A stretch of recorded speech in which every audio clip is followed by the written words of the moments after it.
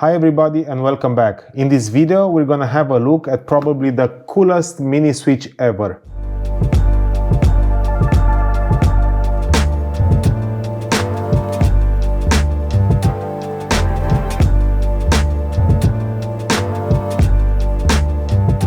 So let's have a look inside the box. We have the switch,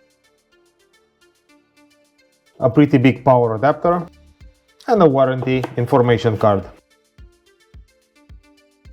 The model is S600WP-4GT-1S6-1XGT-SE. Whoa, a lot of letters. Let's open this plastic bag and have a closer look. This is the PoE version. It has 4 2.5 gigabit ports, one SFP Plus at 10 gigabit, and one 10 gigabit base T that can also run at 5 or 2.5 gigabits. The PoE indicator is located under the ports, and as you can see, it's only available for the first 4 ports in the line. On the front panel, we also have this small switch that is right now set to web. We can commute it back to dumb if you want. This is an operation mode selector. It can work as a plain layer 2 switch, or it can be managed via web.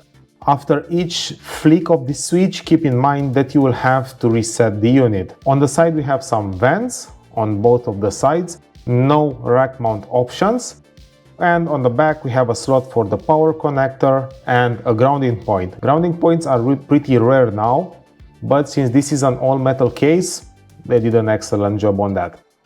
The switch is pretty small. As you can see, it fits in my hand.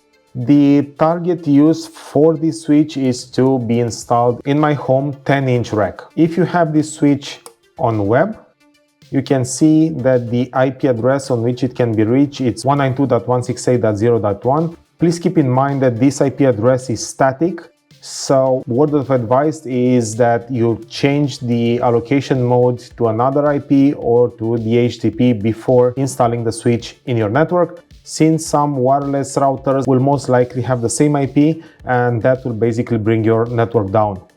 I have noticed in some comments from the Aliexpress website that these units have the same MAC address, and if you buy 2 of these or more, you'll have some issues on the network. I don't know if this was fixed in the latest versions of firmware, and I can't test it out since I only bought 1 unit, but you should be pretty careful when installing multiple switches in your network. Since, as mentioned earlier, we do not have rack mount points, I also bought these. These are some universal ears for DVR systems. My plan is to use some double-sided tape and mount it like this. The unit is not so heavy, so I hope it will work. If not, worst case scenario, I can simply remove the 4 screws on each of the sides and I can directly make some holes and screw them in. This is how it looks with everything installed. I know it's double tape, but it seems to work. So what do you think? That's it for this short video. I hope that you enjoyed it, and if so, please don't forget to like and subscribe.